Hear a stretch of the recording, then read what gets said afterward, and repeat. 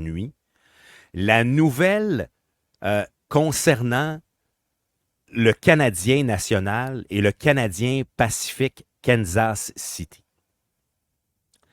Puis le parallèle que j'ai fait en ondes plus tôt, beaucoup mieux maintenant, merci Normand. Bon. Le parallèle que j'ai fait tantôt sur ce sujet-là a été le blocus ferroviaire de 2020, de début 2020, où les conséquences de ce blocus ferroviaire-là étaient sur le bord d'être catastrophiques.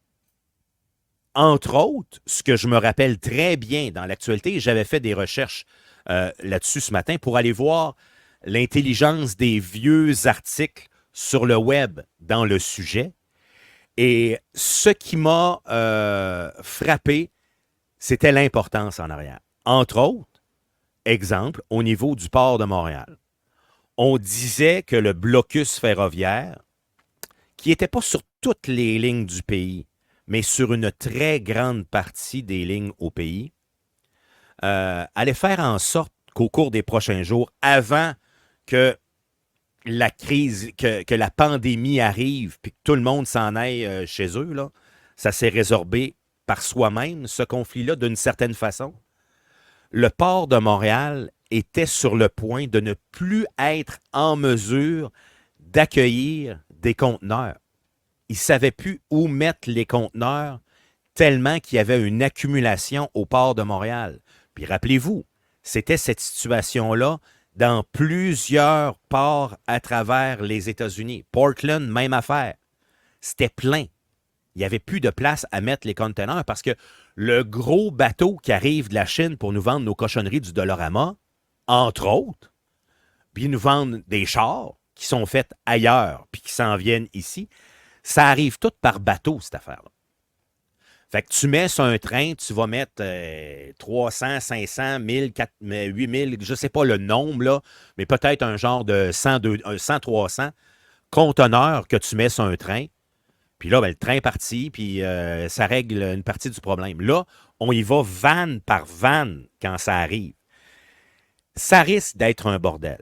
Parce que hier soir, à minuit, on a eu confirmation que le lockout allait se produire. À la base, c'était supposé être, d'un point de vue technique, là, c'était supposé être une grève puis un lockout. Finalement, ça va être deux lockouts. Ça ne change rien, là, c'est du technique à travers ça. Il va y avoir, au cours des prochains jours, énormément de conséquences là-dessus. Hier, Nutrinor nous disait ici dans la région qu'au niveau de leur approvisionnement de propane, ils se sont stockés full au bouchon parce qu'on ne sait pas la durée du conflit, puis ça va avoir un gros impact, cette affaire-là. Alors, ce matin, on en parle avec Benoît Terrien. Benoît Terrien est de Truck Stop Québec. Il est très impliqué dans le monde du camionnage. Il a un podcast aussi à travers la province que les truckers écoutent beaucoup. Alors, on rejoint Benoît à son bureau. Benoît, bon matin. Bon matin. Grosse décision, ben à vrai dire, échec de négociation hier soir à minuit. Les conséquences ici, que peu importe les régions, nous ici on est au Lac-Saint-Jean, je pense que c'est même pas des conséquences régionales, ça va être des conséquences nationales qui auront des répercussions dans chaque région du Québec. Ça part pas bien pour les prochains jours. Qu'est-ce que tu en penses? Effectivement que ça part pas bien du moment où les deux entités qui contrôlent tout ce qui est wagon sur les rails au Canada ont décidé de mettre en lockout les 9300 quelques employés du rail.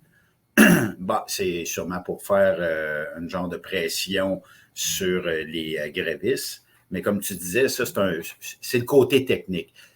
Les répercussions dans probablement 24 heures vont déjà commencer à se faire sentir Déjà? dans ce qui s'appelle le transport de marchandises des fois un peu plus dangereuses. Ça veut dire que, bon, on transporte par train beaucoup de pétrole, on transporte par train beaucoup d'effets de matières premières. Les alumineries dans vos coins, des fois, se font transporter beaucoup de denrées ou beaucoup de choses, produits chimiques par train. On sort aussi, on expédie de l'aluminium par train parce que c'est un coût qui est inférieur. Et naturellement, ça va avoir un impact. Qu'est-ce que les alumineries vont faire? Bien, ils vont se revirer vers le transport routier. Mais hier, j'osais avec quelqu'un qui me disait, disons qu'on prend le wagon normal, la citerne, puis peu importe le liquide qu'on met dedans, que ce soit du pétrole, que ce soit des produits chimiques, que ce soit peu importe le liquide, ça va prendre 3 remorques citernes d'un camion pour équivaloir à un wagon. Fait que vous comprenez qu'à partir de ce moment-là, le transport va être capable d'en faire un bout. Est-ce qu'il va être capable de tout faire? Là est la question. On peut peut-être présumer que les gouvernements ne pourront pas laisser ça aller indéfiniment. Ils ne pourront pas faire la sourde oreille là-dessus. Il y aura probablement de la pression politique qui devrait être faite parce qu'actuellement, ben, on va... Souvenez-vous, quand il y a eu le blocus, il y a quelques années, de certaines voies ferrées, ben, on a manqué de chlore à des endroits, on a manqué de pétrole à d'autres endroits, on a beau dire qu'on veut être vert, mais le pétrole, il faut qu'il se transporte quelque part. On est moins au Québec des gens qui pensons peut-être gazoduc ou tuyaux dans le sol, là. Fait que on le fait encore par train, naturellement. Et tout ça va faire en sorte, moi je prédis que le gouvernement Trudeau, actuellement, n'aura pas d'autre choix que de mettre une pression pour que les deux parties s'entendent. Et quand je dis les deux parties s'entendent, là, je sais que, bon, on a affaire à des postes, à des quarts de travail où on dit que l'employeur demandait peut-être trop d'heures, tout ça. Il va falloir que tout le monde mette de l'eau dans leur vin. On est probablement en rupture de staff depuis un petit bout, probablement même du côté des chemins de fer. Dans notre industrie, on l'est. Fait que j'ai comme l'impression, moi, que d'ici 24-48 heures, si le gouvernement Trudeau ne met pas une forme de pression, l'économie va tourner au ralenti là, au niveau du pays. Là. Puis c'est pas seulement dans des régions ou quelque chose comme ça. Le train on n'a pas le choix d'avoir le train. C'est pas une option qu'on peut mettre de côté. Ouais. On parlait de pénurie, là. Tu disais que lors du fameux blocus autochtone juste avant la COVID, il y avait eu cette pénurie-là qui commençait. Oui. Là, présentement, moi, j'ai le feeling que c'est quelque chose qui va pouvoir perdurer de plusieurs jours. Ça ne sera pas instantané que ça va être réglé comme histoire. La pénurie, malheureusement, dans une situation comme ça, pourrait être plus grande. Est-ce que euh, le camionnage, tu parlais tantôt de un wagon de train, 3 vannes, 3 trucks pour régler, pour pallier à la En situation? citerne, oui. Oui, en citerne. Évidemment, en conteneur, c'est différent parce que, écoute, un conteneur, tu peux le transporter, mais les coûts en arrière de ça, au niveau financier, avant de parler même de pénurie possible, les coûts financiers, ça doit être assez astronomique pour pallier au train. Souvent, les entreprises de camionnage, Patrick, ce qu'ils font, c'est qu'elles utilisaient aussi le chemin de fer.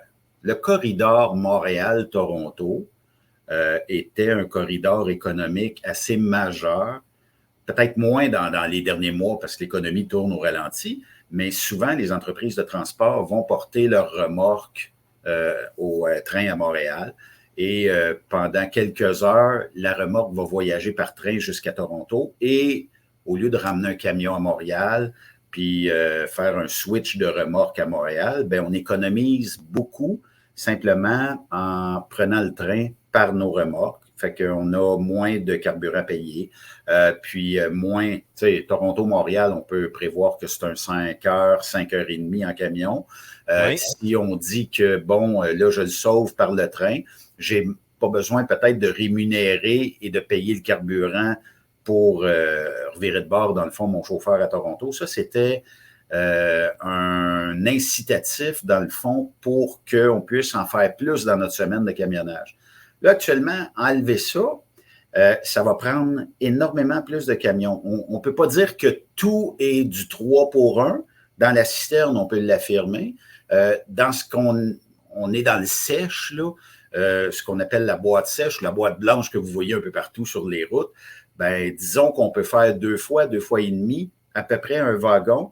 On ne pourra pas suffire à toute cette demande-là. Quoique, le malheur des uns peut peut-être faire le bonheur des autres. Dans notre industrie, présentement, les taux sont tellement bas, là. Ils sont à l'avantage des exportateurs ou des exportateurs. Les taux de quoi? Pour bien comprendre, on parle des taux de quoi? Les taux de millage, les taux de transport. Ça veut dire que normalement, le camionnage vaut peut-être, je vois des taux là, ridiculement bas, même en bas du 2 du 1000. Vous allez dire 2 du 1000, ça doit être bien payé.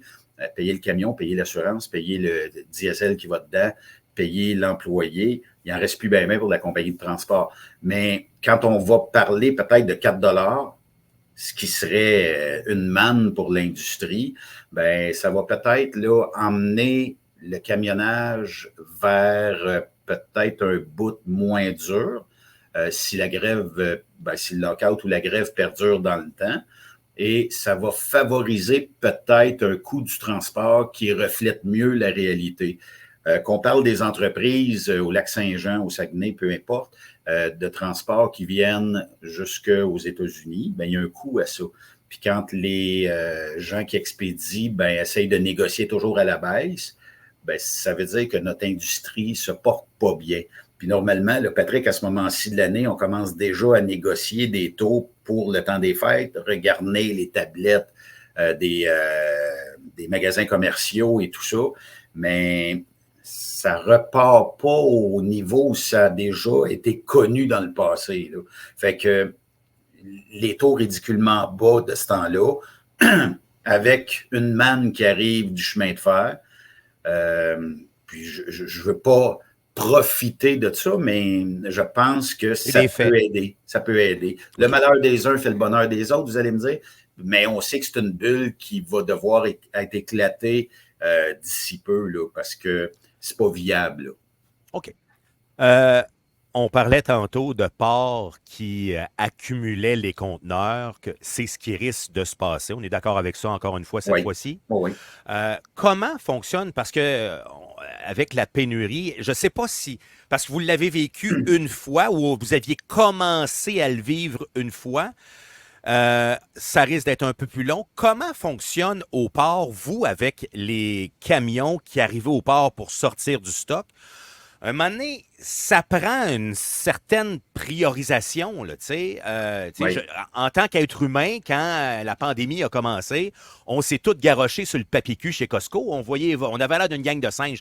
Il y a des singes qui avaient l'air plus civilisés que ça aux zoos sauvages de Saint-Félicien ici, quand c'est à l'heure de la collation à 11 h le matin. L'être humain, on a montré l'être humain à son moins beau là-dessus parce que les gens avaient peur de ça. Mais ça, en bout de ligne, on n'a pas manqué d'aucun produit parce que ça n'avait pas duré assez longtemps.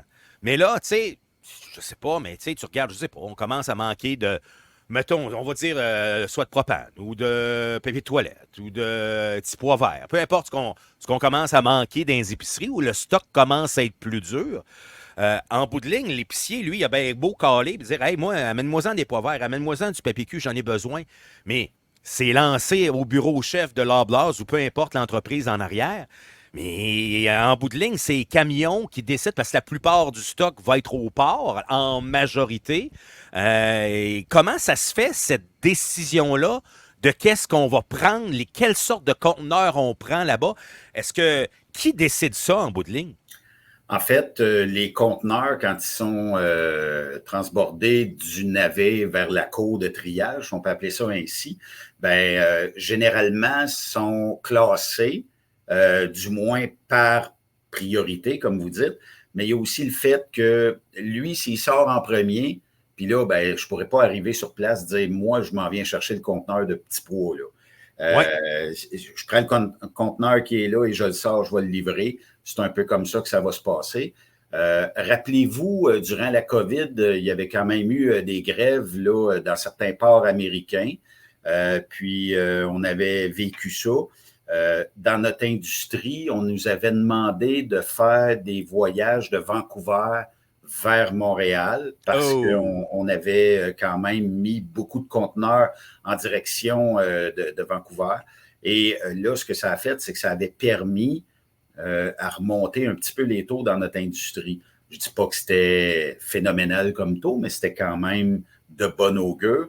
Et là, ben, les conteneurs, on peut prévoir certains coûts ou certaines pertes d'aller chercher des conteneurs qui seraient urgents pour les épiciers, les centres commerciaux et tout ça, ou vos denrées primaires. Mais il y a aussi le fait que bientôt, les agriculteurs vont devoir récolter ce qu'on appelle le soya ou le maïs. Là, c'est le chemin de fer qui transporte ça. Là. On emmène ça dans des silos qui peuvent être expédiés par navire dans certains cas, mais dans d'autres cas, c'est expédié vers d'autres villes canadiennes. Là, je sais que les céréales, c'est pas des mines d'or là, actuellement. Fait que est-ce que ça va permettre peut-être de stabiliser ça? Je ne sais pas. Mais il y a une chose qui est sûre, Patrick, c'est que actuellement, si vous attendiez, mettons, des bonnes cargaisons, puis que c'est sur le train, ça ne bouge pas depuis minuit hier, puis que les entreprises locales qui attendaient, ne serait-ce que les pneus d'hiver, ne serait-ce que, puis là, nommez-en parce que le train transporte quelque chose comme 70%, 80% de tout ce que vous pouvez planifier, ben, il y aura nécessairement des pénuries. Dans 24 heures, on va commencer à les sentir. 36 heures, 48 heures, vous allez sentir, là, oh, je suis plus capable d'avoir ci, je suis plus capable d'avoir ça. Vous avez parlé du propane tantôt. Le propane est transporté majoritairement aussi par train. Donc, le propane, je ne dis pas là, d'aller tout le monde là, remplir votre bonbonne de propane, mais vous allez peut-être voir une hausse lorsque vous allez aller le chercher. Puis, si vous êtes des consommateurs, il y a certaines entreprises qui ont besoin du propane, peut-être planifier là, de remplir le réservoir. Pour ceux qui font du camping et tout ça, c'est peut-être moins la manne là, mais il va falloir commencer à y penser aussi. Puis le carburant, je sais qu'il y a des stations de service qui ont peut-être flairé la bonne affaire. On jugera dans le temps si c'était ça ou pas, mais qui ont augmenté depuis hier là, le prix de l'essence à la pompe. Fait que nécessairement, là, tout le monde va essayer de tirer leur épingle du jeu là-dedans. Puis à un moment donné, ben pas par priorité, mais il y aura peut-être des stations de service qui pourront plus fournir d'essence, ou il y a peut-être des détaillants qui pourront plus fournir de gaz propane, ou ne serait-ce que les matières premières, du chlore ou toutes sortes d'autres liquides chimiques, où on sera plus capable de pouvoir vous approvisionner avec ça. Puis c'est pas juste au Lac-Saint-Jean, c'est partout au Québec. Puis ça va y aller graduellement. Puis des fois, je me dis, on devrait peut-être déménager dans des régions comme la vôtre parce qu'il y a peut-être moins de demandes excessives sur ces produits-là. Tu sais, Québec, Montréal, on a besoin de beaucoup de propane, peut-être plus que dans une région, mais ça reste que à un moment donné, les stocks vont baisser. Puis tant que les stocks baissent, même le transport, comme je disais, si on dit 2,5 pour 2,5 camions peut-être pour un wagon de train, ben c'est impossible, même avec tout le bon vouloir qu'on a, d'arriver à transporter tout ça dans des délais que normalement, on pourrait dire que ça se fait normalement. Fait que, mettons, faudra prendre notre mal en patience, mais tout dépendamment de la longueur du lockout ou de la grève, puisque, bon, on sait pertinemment qu'il y avait un mandat de grève à minuit une. Les entreprises ont dit on va mettre ça en lockout, mettre une pression inverse. Puis le gouvernement, dans tout ça, avait sorti en disant on veut pas de loi spéciale, on aimerait que les deux parties s'entendent aux tables de négociation. Moi, je prédis une chose, c'est que je pense que le gouvernement savait qu'il s'en venait en lockout. Oui. Écoute, j'écoute ton discours, là, puis, tu sais, souvent, avant que les choses se produisent, quand on en parle, on a l'air d'une gang de coucous, de détraqués qui disent les choses. Puis c'est un discours lourd que tu as, Benoît, ce matin. Des fois, il faut mieux le savoir d'avance que de faire on ne l'a pas vu venir, le dossier. On ne l'a pas vu venir du tout. C'est pesant ce que l'on dit ce matin. Mais dans des situations comme ça, vaut mieux se préparer que de Oui, réagir. Tu sais, c'est le principe du cigale et la fourmi ce matin, clairement, là. OK, oh ce oui, qu'on entend. Moi, ce que je me pose comme question, c'est est-ce que le gouvernement peut laisser ça aller plusieurs journées? Moi, je crois que on dirait que ça se peut pas. Mais malheureusement, je crois que c'est ce qui va se passer. Mais on dirait que ça se peut pas. Ça prend une loi spéciale. Tu peux pas embourber un, un pays parce que majoritairement, les choses, le problème va être au Canada. Là. Parce que du côté des États-Unis, euh, c'est seulement la fameuse traque de chemin du Canadien Pacifique, Kansas City. Ailleurs aux États-Unis, il n'y a pas de changement au niveau des autres problématiques. Mais quand tu regardes ça, tu te dis, ça peut pas toffer longtemps. Ça peut pas toffer longtemps. C'est quasiment, c'est catastrophique comme situation, ce qui se produit. Ça prend une loi spéciale ou de déclarer à quelque part que le train est un service essentiel. Là. Parce que comme on parlait tantôt, la fameuse canne de poids, plus de canne de poids demain matin, tu sais, le poids, c'est pas grave, là, tu sais, mais quand tu commences à manquer de viande, tu commences à manquer de protéines dans les épiceries, là, c'est moins drôle, là. effectivement. Ça a une lourdeur, effectivement. Euh, Puis, on le sait, durant la pandémie, vous l'avez bien décrit, les gens se sont rués sur le papier de toilette. Ça, c'est propre à l'être humain qui veut manquer du papier de toilette dans sa vie. Le train ne fera pas en sorte nécessairement qu'on va manquer du papier de toilette puisqu'il est fabriqué dans des usines de papier. Excepté qu'un jour, est-ce qu'il y aura un manque de denrées telles que le papier de toilette? Je ne pense pas parce que même durant la pandémie, est-ce que vous en avez manqué? Là? Pas en tout. Je connaissais des transporteurs qui transportaient des remorques complètes de papier de toilette dans différentes épiceries. Ils ont fait des affaires d'or avec du papier de toilette. Ils se sont enrichis énormément juste à transporter du papier de toilette entre les points A et les points B. Mais tout ce qui est papier, on n'a qu'à penser aux papetières au Québec, c'est transporté par train. La matière première, le gros rouleau de papier qui pèse vraiment une coupe de tonnes, ben, On l'a ici, là. il est transporté Exemple du par côté de train. Saint-Félicien, Oui, la pâte Kraft qui sert à faire toutes sortes de papiers, puis entre autres les oui, boîtes de carton pour Amazon, là, donner oui. ça un exemple, là. Ça part d'ici, là. OK? Dans votre Bon, entre région, autres, oui. dans votre région, on va sortir majoritairement ce qu'on appelle les bundles de bois aussi, qui vont s'en aller vers les grands marchés. On vient de subir des inondations là, dans la région de la Mauricie puis dans la région de la Naudière. On a besoin de ce bois-là, nécessairement. Là, il n'y a pas de train pour le transporter. On va le transporter par camion. Mais encore là, est-ce que ça va faire augmenter ou exploser les coûts? Il y a toujours quelqu'un qui flaire la bonne affaire dans ce temps-là. Là. Oui. Puis d'ailleurs, par rapport à ça, en terminant, là, je me pose comme question au niveau financier, est-ce qu'on est capable de... Moi, j'ai lu un prix de 10 à 12 000 supplémentaires par conteneur. Je trouve ça exagéré. Est-ce que tu as les mêmes chiffres? Est-ce que tu as des chiffres au niveau de la différence du coût entre les deux? Si je me reporte à la pandémie, effectivement que j'ai vu des taux comme ça. C'est négocié. Les taux sont négociés par ce qu'on appelle des load brokers dans notre industrie. C'est des gens qui vont nécessairement afficher les cargaisons sur Internet avec des logiciels spécialisés et qui vont essayer de y aller vers la baisse. Mais là, actuellement, j'avais probablement un camion pour peut-être quelque chose. J'avais 3 voyages à peu près pour un camion, ce qui fait que c'était pas tellement des prix vers la hausse. Et ce qui va arriver, c'est que si on retourne comme dans la pandémie, où je mets un camion de disponible, disons, à Chicoutimi, puis qu'il n'y a personne, puis qu'il y a 4-5 voyages de disponibles, c'est bien sûr que moi, j'ai un choix. Je vais y aller au plus rentable pour mon entreprise. C'est normal, c'est comme ça que ça fonctionne. Fait que s'il y a 3 ou 4 voyages d'affichés, du bois, du papier, peu importe, et qu'on m'offre 2 à 3 fois le taux que j'ai normalement, je saute sur l'occasion. Puis la remorque de petits pois, on va ramener ça à la remorque de petits pois, ça ne me paye pas elle va rester dans le container, elle va rester au port, elle va rester dans la cour de triage, ce qui fait que ça se peut là aussi qu'il y ait des gens qui soient obligés de miser plus.